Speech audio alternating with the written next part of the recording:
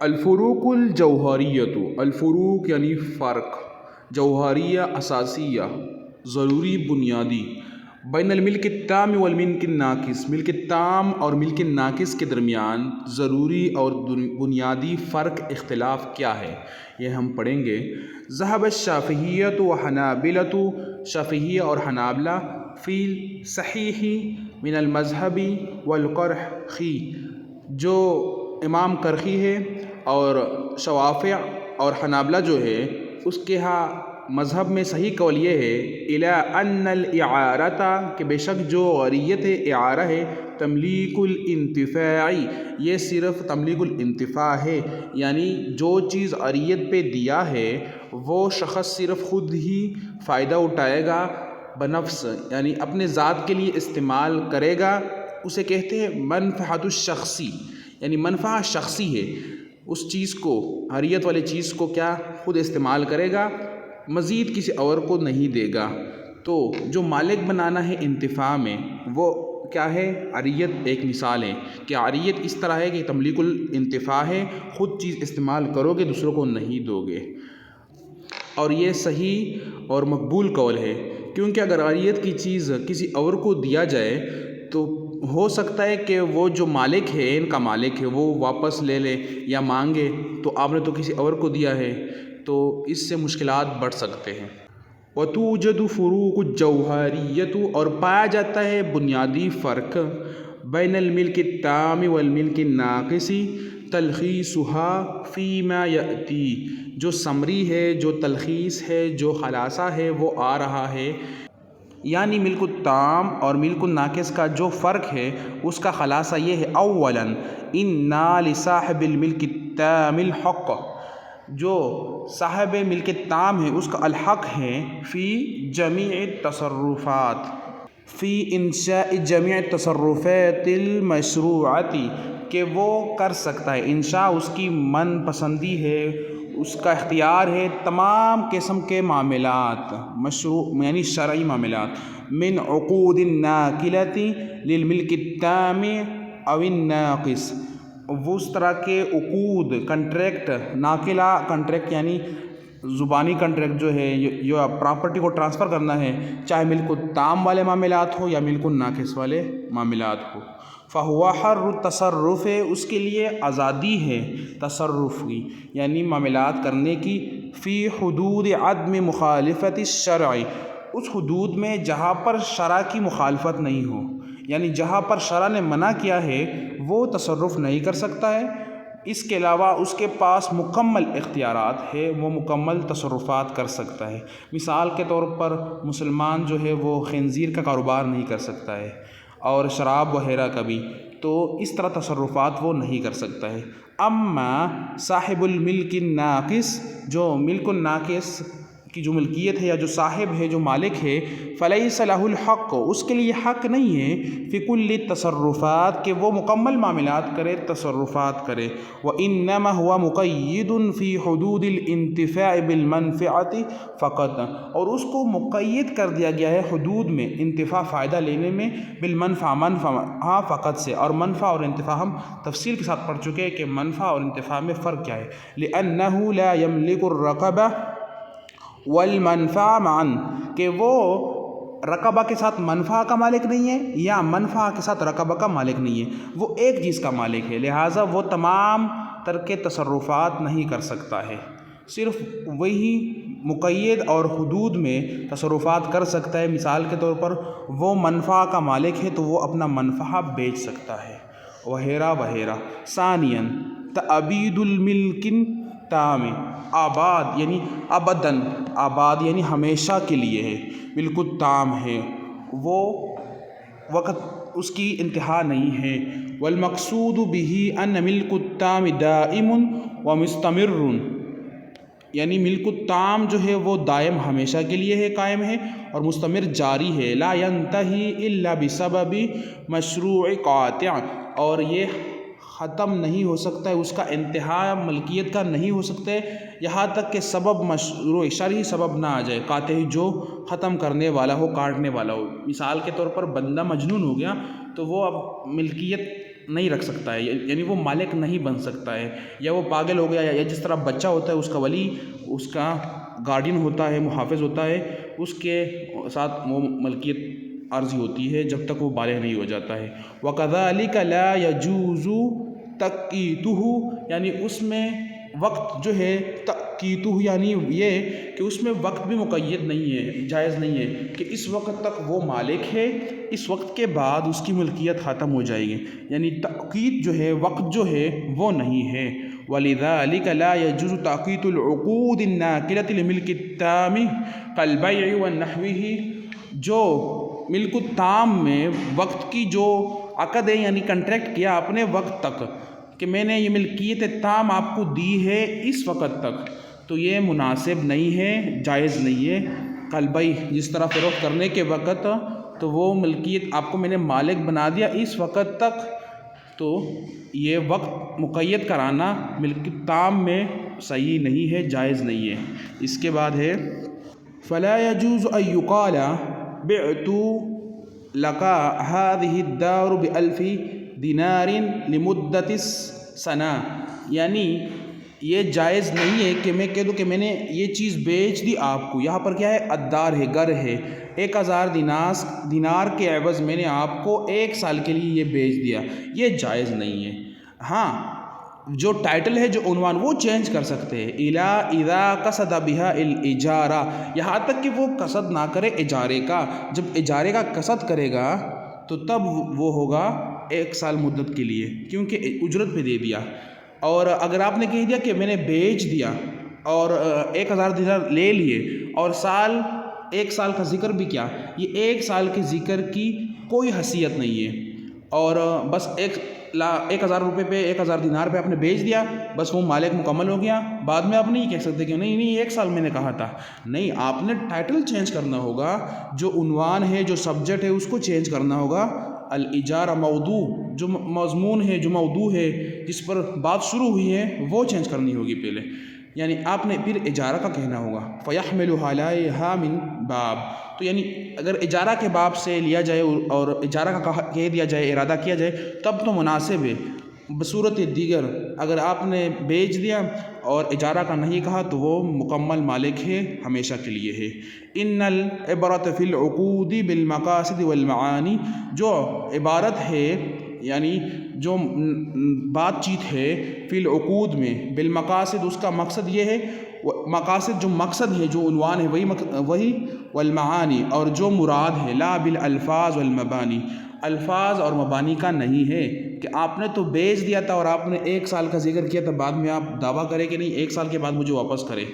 آپ نے الفاظ کی تعمیرات کی ہے اور الفاظ کے ذریعے آپ دھوکہ نہیں دے سکتے ہیں، آپ نے دیکھنا ہوگا عنوان کو۔ آپ نے یہاں پر بیعت کا کہا ہے کہ میں نے بیچ دیا،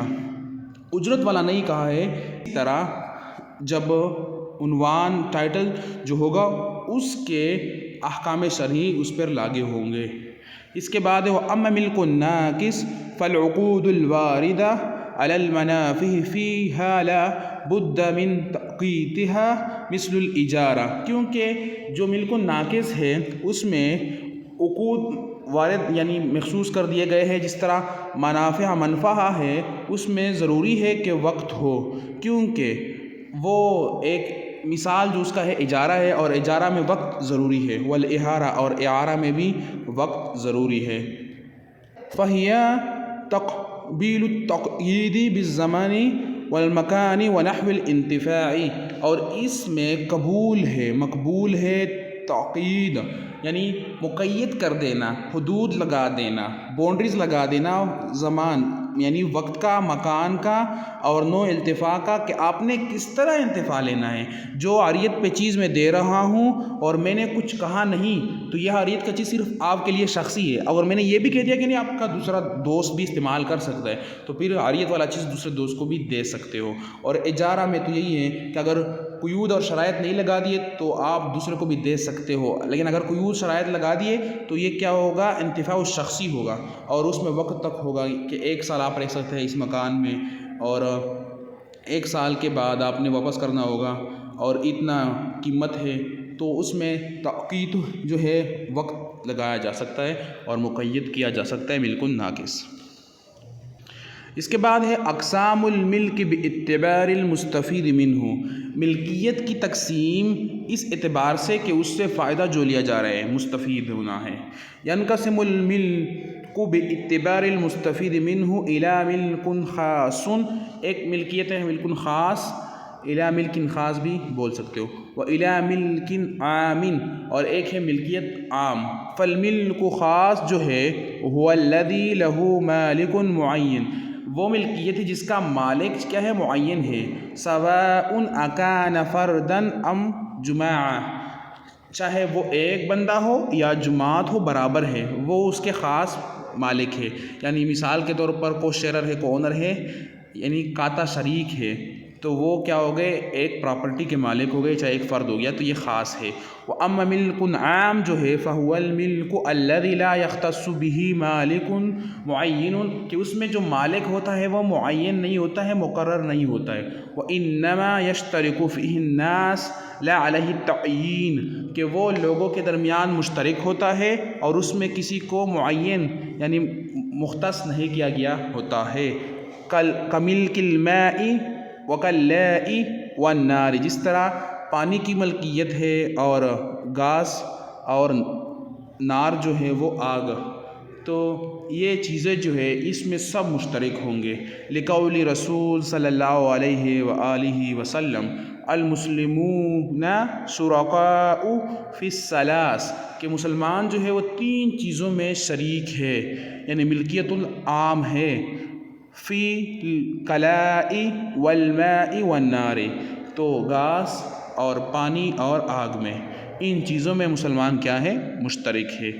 تو کچھ چیزیں اس طرح ہوتی ہے کہ وہ عوام کی ملکیت ہوتی ہے، یعنی سب استعمال کرتے ہیں، جس طرح راستے ہو گئے، سڑکیں ہو گئے، پارک وغیرہ ہو گئے، وغیرہ وغیرہ۔ اس کے بعد ہے اقسام الملک باعتبار سببہ، ملکیت کی اقسام تقسیم باعتبار سبب ہی، یعنی اس کے سبب کے اعتبار سے۔ ینقسم الملک باعتبار سببہ الی ملک اختیاری او قہری، اختیار وہ جو آپ کے اختیار میں ہو، قہری وہ جو جبری ہو، جو آپ کے اختیار میں نہیں ہو۔ یقول الزرکشی الملک قسمان، ملکیت کے دو قسمیں ہیں، احدہما یحصل قہرا، ایک ملکیت جو حاصل ہوتی ہے قہرا جبرا، کما فی المیراث، جس طرح میراث ہے، ومنافع الوقف، اور جو وقف کے منفعہ فائدہ ہے، یعنی وقف ہو گیا تو آپ بس اس سے فائدہ ضرور لیں گے، وہ آپ جبراً بنا دیے گئے، آپ کے اختیار میں نہیں تھا، اور میراث بھی آپ کے اختیار میں نہیں تھا، یعنی باپ کے بعد آلریڈی جو اس کے اولاد ہے وہ کیا وارث بن جاتے ہیں، مالک بن جاتے ہیں۔ والثانی یحصل بالاختیار وهو علی قسمین، اور جس کو اختیار کے ذریعے حاصل کیا جاتا ہے اس کی دو قسمیں ہیں، احدہما بالاقوال، ایک وہ ہے جو اقوال زبان کے ذریعے یعنی گفت و شنید بات چیت ہوتی ہے اس میں، ویکون فی المعاوضات کالبیع، جس طرح اس میں کیا ہوتا ہے معاوضہ ہوتا ہے، قیمت ہوتی ہے، ادائیگی ہوتی ہے، جس طرح کالبیوع، بیوع یعنی خرید فروخت، وفی غیرہا کالہبات، جو ہبا کرنا ہے گفٹ دینا ہے، والوصایا جو وصیت کرنی ہے، والوقوف اذا اشترطنا القبول، اور جو وقف ہے جب اس کے ساتھ قبول کی شرط لگائی جائے، یعنی میں یہ چیز وقف کرتا ہوں آپ کو قبول ہے تو تب یہ کیا اختیاری میں آ گیا، اور جب شرط نہ لگایا جائے تو وہ کیا ہے قہری یعنی جبری ہے۔ والثانی، اور جو دوسرا قسم ہے اختیاری کا، یحصل بالافعال، افعال یعنی کام سے حاصل کیا جاتا ہے، کالتناول المباحات، جس طرح کانا ہے مباح چیزوں کا، کالاصطیاد والاحیاء، جس طرح شکار کرنا ہے اور احیاء زندہ کرنا ہے، یعنی جو ایک مردہ زمین ہے، ایک بنجر زمین ہے، اس کو آپ نے آباد کر دیا، زندہ کر دیا، اور اصطیاد آپ نے شکار کیا، جو بھی شکار ہو چاہے بری ہو یا بحری ہو۔ ثم فرق الزرکشی بینہما فقال مما یتخلفان فیہ، کہ اس میں کیا ہے اختلاف ہے، عنی میرے حال الاختیاری والقہری وہ ہے، ان الاختیاری یملک بالعوض، ثم فرق الزرکشی بینہما فقال، پھر ان دونوں کے درمیان جو ملکی اختیاری کے اقسام ہے اس میں فرق کیا ہے الزرکشی نے، ومما یتخالفان فیہ، اور اس میں ایک دوسرے میں مخالفت ہے، تضاد ہے۔ اعنی الاختیاری والقہری، اعنی یعنی معنی مراد میرا یہ ہے، قہری والاختیاری یہاں پر جملہ معترضہ ہے، یختلفان یعنی ان دونوں میں فرق جو ہے، اختلاف جو ہے۔ ان الاختیاری یملک بالعوض معین، کہ جو ملک الاختیاری ہے اس میں مالک بن جاتا ہے، بالعوض معین یعنی عوض قیمت بدلہ معین عوض کے بدلے میں، او بما فی الذمہ یا اس کے ذمہ ہو جاتا ہے کہ اپنے یہ ادا کرنا ہوگا۔ ولا يتوقف على اداء الثمن بلا خلاف، اور یتوقف یہ کہ موقوف ہونا، ٹھہر جانا یعنی قائم ہو جانا، علی اداء الثمن بلا خلاف، قیمت کی ادائیگی کے ساتھ یہ کیا ہے، لازم نہیں ہے یعنی واجب نہیں ہے۔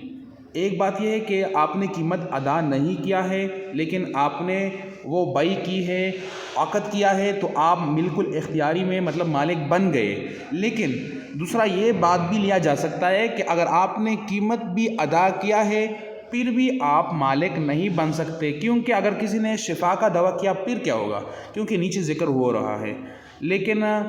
یہاں پر یہ بات صحیح مناسب ہے کہ اگر آپ نے قیمت بھی ادا نہیں کیا ہے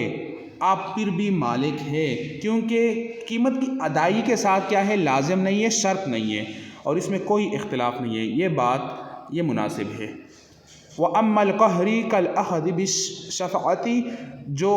شفا کا دعویٰ کرنے سے اس سے لیا جائے قہری، فَلَا يَمْلِكُ حَتَّى يَقْبِضُ الْمُشْتَرِي الثَّمَنَ، یہاں تک وہ مالک نہیں ہو جاتا ہے جب تک مشتری جو ہے وہ قبضے میں نہ لے لے ثمن، قیمت یعنی جو قیمت ہے وہ اپنے قبضے میں لے لے، او یرضى بالتاخیر علی احد القولین، یا وہ راضی ہو تاخیر میں، تاخیر سے راضی ہو مراد یہ کہ وہ اگر تاخیر کرے تو وہ اسے قبول ہے، قیمت جو ہے وہ دیر میں لے لے، علی احد القولین ان دو قولوں میں سے ایک ہونا چاہیے، یعنی یا فوراً وہ قیمت لے لے یا وہ دیر جو ہے، تاخیر جو ہے اس پر وہ راضی ہو۔ والصحیح انہ یملک بذلک وبقضاء القاضی لہ، اور صحیح یہ بھی ہے کہ وہ مالک بن جاتا اس سے، بقضاء القاضی، قاضی کے فیصلے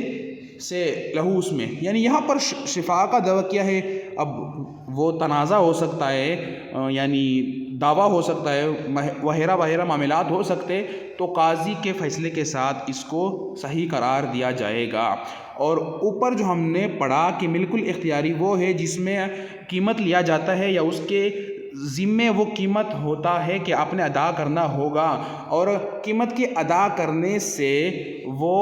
کیا ہے، یعنی آپ نے قیمت ادا نہیں کیا ہے پھر بھی وہ آپ ملک الاختیاری مالک بن چکے ہیں، وہ ضروری نہیں ہے۔ لیکن اگر نیچے ٹیکس کے ساتھ آپ ملائے تو یہ بھی ہو سکتا ہے کہ لا يتوقف یعنی لا يثبت، ثابت نہیں ہے، مکمل نہیں ہے اگر آپ نے قیمت بھی ادا کیا ہے، کیونکہ یہاں پر شفا کا دعویٰ ہو سکتا ہے۔ لیکن پہلے جو مراد ہم نے لیا تھا وہ مناسب ہے کہ اگر آپ نے قیمت بھی ادا نہیں کیا ہے، لین دین کیا ہے، عقد کیا ہے، پھر بھی آپ مالک ہے۔ یہ جو عقد ہے وہ تکمیل تک تو نہیں پہنچا ہے لیکن آپ ملک الاختیاری میں داخل ہو چکے ہیں۔ ومنها، اور اس کے بعد ہے ان التملل القہری يحصل بالاستیلاء على ملک الغیر كما في اموال الكفار بالخلاف الاختیاری، یہاں پر یہ بتایا گیا ہے کہ ملک القہری جو ہے وہ اصطلاح سے یعنی ہاتھ رکھنا، حاصل کرنا، قبضے میں لینا، وہ چیز جو ملک الغیر ہے، غیر کی ملکیت ہے یا وہ جس کا کوئی مالک ہی نہیں ہے۔ ملک الغیر اگر کفار ہے یہ مراد ہے، لیکن ملک الغیر مراد یہ ہے کہ اس کا کوئی مالک نہیں ہے، اس طرح کفار کے اموال ہو گئے یا جس کا کوئی مالک نہیں ہو، اور یہ اختیاری کے مخالف ہے کیونکہ اختیاری میں وہ رضا ہوتی ہے اور وہ کسی کی ملکیت ہوتی ہے اور اس کا انتقال ہوتا ہے، یعنی وہ آپ کی طرف نقل کیا جاتا ہے، اس میں میوٹیشن ہوتا ہے جس طرح انتقالات ہوتے ہیں وغیرہ وغیرہ۔ ومن، اور ان میں سے ہے ان تملک القہری، تملک القہری جو ہے مالک بننا، حال یشرط فیہ معروفۃ شروطہ من رؤیۃ ونحوها، کہ کیا اس میں جو دیکھنا ہے وہ کیا شرط ہے یا نہیں ہے، خلاف یہ کیا ہے، اس میں خلاف ہے، مخالفت ہے. کما فی الشفاعتی، جس طرح شفا ہے، یؤخذ شخص یعنی حصہ ٹکڑا لینا، الذی لم یرہ اور اس کو دیکھا نہ ہو، علی قولین اس میں دو قول ہے. والاختیار یشترط فیہ قطعا، کہ اختیاری میں جو شرط ہے وہ قطعی ہے، یقینی ہے، لازمی ہے. یعنی آپ نے اگر کوئی چیز خریدنا ہے تو اس کا دیکھنا آپ پر لازم ہے، ضروری ہے. اور اگر قہری ہے، جس طرح شفا کا دعویٰ کرنا ہے، تو ادھر پر اتنا زیادہ لازمی نہیں ہے، شرط نہیں ہے. لیکن دونوں میں شرط ہے، اس میں خلاف یعنی اختلاف پایا جاتا ہے. مناسب یہ کہ پہلے چیز کو تو دیکھ لے، بعد میں یہ نہیں کہیں گے نہیں میں شفا کا دعویٰ نہیں کرتا ہوں، میں واپس ہو جاتا ہوں، میں نے چیز کو دیکھا نہیں تھا، تو یہ نخرے نہیں چلے گی. اس کے بعد ہے ومنہا اب بتایا جا رہا ہے مزید، انہو یہ ہو کا جو اشارہ ہے وہ کیا ہے، القہری، ان تملک القہری، یہ قہری جو یعنی جبری جو ملکیت ہے، یعتبر فیہ اس میں معاف کیا جا سکتا ہے. یعنی کوئی چیز کوئی نقص ہے اس کو نظر انداز کیا جا سکتا ہے. ما لا یغتفر فی الاختیاری، لیکن بالکل اختیاری میں اس کو معاف نہیں کیا جا سکتا ہے. کا رد بالعیب، جس طرح عیب ہے تو اس کو پھر لٹانا ہوگا. وکذا الصید فی الحق محرم، کہ جس طرح وہ کسی دوسرے کا حق تھا اور آپ نے اس کا شکار کیا تو یہ بھی کیا ہے، حرام ہے. یعنی حرام چیز کا شکار کیا تو یہ کیا ہے، معاف نہیں کیا جا سکتا ہے. ولا یملک ذلک کلہ بالاختیار، اور یہ مالک نہیں بن جاتا ہے اختیار کے ساتھ. یعنی چند چیزوں میں اختیار پھر چلتا بھی نہیں ہے، کیونکہ اگر دو کا غرر ہو یا حق مال ہو تو پھر وہ اختیار نہیں چلے گا اور اس کو لٹا دیا جائے گا یا معاف نہیں کیا جا سکتا ہے. وغیرہ معاملات ہو سکتے ہیں. یعنی یغتفر یہ ہے کہ معاف کیا جانا، وہ نظر انداز کر دینا، تو قہری میں ہے اور اختیاری میں نہیں ہے. خلاصہ یہ ہے. وقال القرافی اختلاف العلماء حل، اب اس میں علماء کا اختلاف ہے کہ کیا، اب سوال کیا جا رہا ہے، حل اسباب الفعلیت اقوی ام القولیت اقوی، کہ کیا جو اسباب فعلی ہے وہ اقوی ہے یا جو قولی ہے وہ اقوی ہے. فقیل الفعلیت اقوی، جو فعلی ہے یعنی بالکل اختیاری میں فعلی، جس طرح اصطلاح ہو گیا، استیاد ہو گیا، احیاء المواد ہو گیا، تو یہ کیا ہے، یہ اقوی ہے، قوی ہے. وکیل القولیت اقوی، اور یہ بھی کہا گیا ہے کہ قولیہ اقوی ہے. لیکن اس میں اختلاف ہے، کچھ فقہا اور کچھ علماء کہہ رہے ہیں کہ نہیں جو اسباب الفعلیہ ہے وہ اقوی ہے، اور کچھ کہہ رہے ہیں کہ نہیں اسباب القولیہ جو ہے وہ اقوی ہے. وقد بینا القرافی الفرق بین السببین فقال، ان دونوں کے درمیان جو فرق ہے اس کو واضح کیا ہے. الاسباب الفعلیۃ تصح، جو اسباب الفعلی ہے وہ صحیح ہے. صحیح ہے کس کے لیے صحیح ہے، من الصفیح، جو صفیح ہے، یعنی جو بیوقوف ہے، کم عقل ہے. المحجور علیہ ہے، جو محجور علیہ جس کو منع کیا گیا ہے تصرفات سے اور وہ اہلیت کا قابل نہیں ہے. دون القولیہ، اس کے لیے قولی تو نہیں ہے لیکن فعلی اسباب اس کے لیے صحیح ہے. یعنی قولی اس کا اعتبار نہیں ہے اور فعل کا اعتبار ہے. فعل کا کس طرح اعتبار ہے، فالمحجور علیہ یملک الصید بالاستیاد، کہ جو محجور علیہ ہے جس کو یعنی منع کیا گیا تصرفات سے، کم عقل ہے، بیوقوف ہے، بچہ ہے، مجنون ہے، جو بھی ہے، وہ مالک بن سکتا ہے شکار کے ذریعے سید کا. یعنی جو چیزیں ہیں، حیوانات ہیں جو کسی کی ملکیت نہیں ہے، اس کا شکار کے ذریعے مالک بن سکتا ہے. والارض بالاحیاء، اور زمین کو احیاء زندہ کرنے کے لیے، یعنی بنجر زمین ہے اس کو آباد کرانے کے لیے، زرخیز بنانے کے لیے